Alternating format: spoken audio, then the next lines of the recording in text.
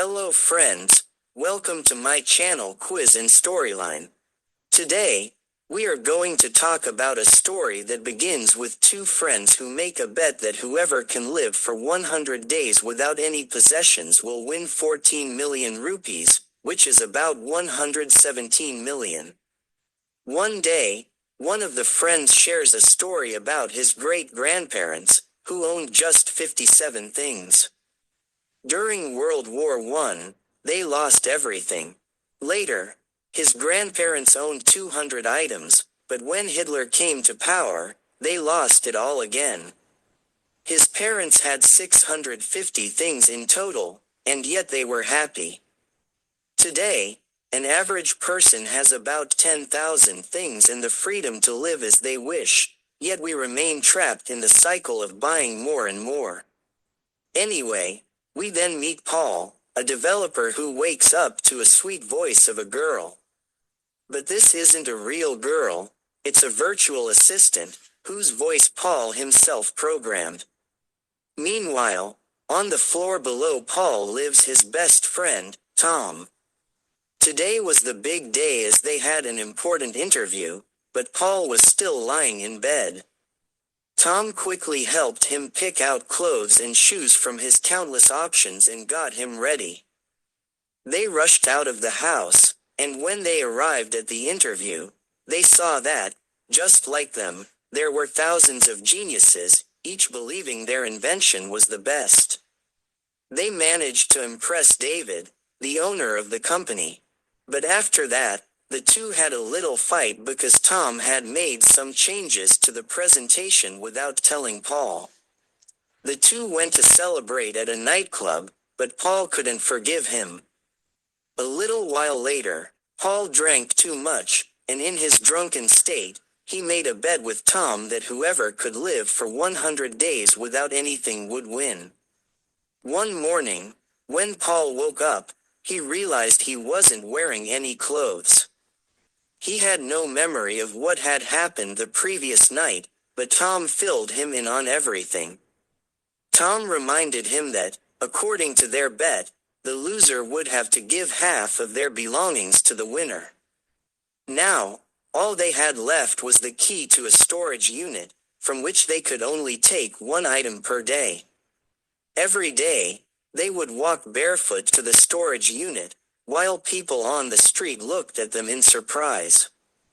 Tom chose a sleeping bag to protect himself from the cold. Paul thought about taking something as well, but when Tom noticed, he hesitated and stopped. A while later, Paul's parents came to visit and learned about the bet. Surprisingly, they were happy. They believed that the bet sent an important message, that they too should live with only essential things, as buying unnecessary items was pointless.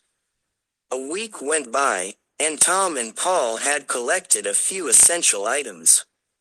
Tom took things that would make his life easier, while Paul first took a phone so he could talk to his virtual assistant, Nana. Later, they met a girl named Lucy at the storage unit. She was excited by their bet and came to see how they were living. Tom immediately asked Lucy something, but Paul was still trying to understand what was happening. He put on his glasses, but not his pants. The food he was cooking was strange, tasteless, and without any salt or spice, something no girl would like. Despite this, they had a heartfelt conversation. However, when Tom confessed that he liked her, Lucy laughed because there was nothing romantic about the empty room they were in. Things were moving forward, but then Paul walked in and ruined the fun. Tom quickly pushed him out of the room and spent time with his new girlfriend. Later, Paul visited his grandmother, who used to tell him stories about the war. She once told him how they had to leave their house with nothing but a suitcase. That's when Paul realized that real happiness doesn't come from material things. The day arrived when they were supposed to meet with the founder of a big company. This person wanted to buy the app that Paul had created. But at the last moment, Tom took a risk and offered to sell the entire company in exchange for 14 million euros. The company's founder quickly agreed to the deal, but this led to a fight between Tom and Paul. Tom had made the deal without consulting Paul, which made Paul furious. Tom argued, "It was such an amazing offer, what more do you want? I didn't think it was necessary to ask you."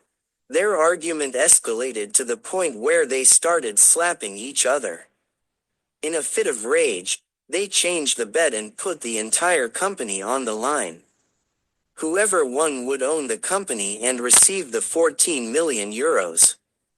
After that, Paul went to visit his grandmother, only to find out that she had been admitted to the hospital.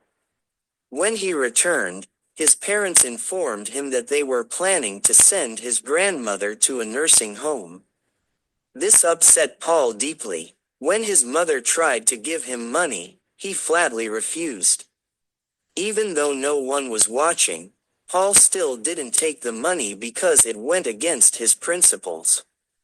Seeing this, his mother was very happy. After that, Paul went to the hospital to meet his grandmother, where he saw Lucy going to a therapist. Later, when Paul talked to Lucy, he learned that she was a drug addict, but her addiction was not to drugs, it was to continuously buying unnecessary things. Later, Paul returned home and found some apples in the trash for dinner. Just then, he noticed a few luxury cars stopping in front of his house. One of the cars was driven by the owner of the big company who wanted to buy Paul's app, wanting to keep all the profits to himself. He wanted to deal directly with Paul, so he handed him a check. However, for some reason, Paul felt something was wrong about this deal. The truth was that the man wanted to buy the virtual assistant app to use it to manipulate people into buying things they didn't actually need. The most concerning part was that people would think they were buying these items out of their own choice. The special feature of this virtual assistant was that it became everyone's best friend. It repeatedly found excuses to show people items and made them feel like they were absolutely necessary, implying that anyone who didn't have them was foolish. Then, we see that Paul and Tom arrive at their garage, only to find it locked. They discover that Lucy is in debt for millions. At that moment, Tom realizes that everything is once again in jeopardy. Since their wager began, their fights had only increased. Since Paul could call Tom, he got angry, thinking that Paul might have done this on purpose to prevent him from using his phone and losing the bet. Tired of their constant fights, Tom decided to leave everything behind and go home. As soon as he arrived home, he saw his mother sitting on the stairs. The moment he saw his mother's face, he understood that something had happened to his grandmother. Meanwhile, Tom arrived at Lucy's house in search of her. Lucy told him that the loan sharks had locked her garage. Tom said that she must be tired of hiding from the loan sharks, so she had sold the garage to them. Additionally, the doctors had declared her sick, and now a man had to stay with her all the time.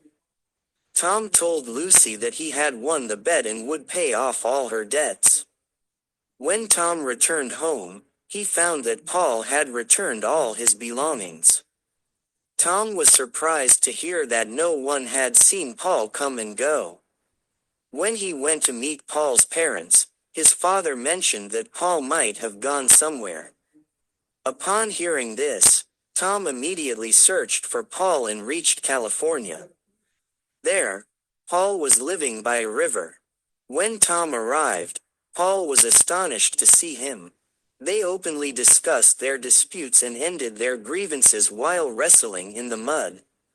Finally, they understood each other's emotional states and forgave one another. Then they both went to Tom's party for winning the bet, but Tom announced that he hadn't actually won the bet either, as he hadn't completed the full 100 days. Therefore, they would both receive equal amounts. They also planned to start a new project in their company, but this time it would not be for a phone, it would be for the real world. Meanwhile, news broke that Zuckerman had taken control of the virtual assistant and was now refusing to pay Paul and Tom because their wager required them to live with minimal belongings. Zuckerman did not want to distract them from their goal by giving them money. Everything was over, so Tom and Paul distributed their remaining possessions among their friends. Meanwhile, when Lucy stepped outside her house, she saw a table and a lamp on the street. As she walked, she ended up in the woods, where Tom was waiting for her again, this time without clothes. Tom said he was ready to accept Lucy with her illness because he himself was not a perfect human either. However, he had no money left. After that, they gathered only the essential items and took Paul along to a faraway place. Now they understood that whatever they had was enough to be happy. Then they sat by the seaside discussing their app when suddenly Paul exclaimed that Zuckerman wouldn't be able to misuse their app for long. In fact, Paul had already programmed his virtual assistant in such a way that after a while, when it became genuinely friendly with people, it would inform them that the app was misusing their data. Hearing this, Paul felt that the virtual assistant had started its job. So, if you were to receive 170 million, what would you do? I request you to help my channel reach 10,000 subscribers soon. We hope you all will enjoy this video and like it. Please subscribe to our channel. Thank you very much for your loving comments. See you in the next video.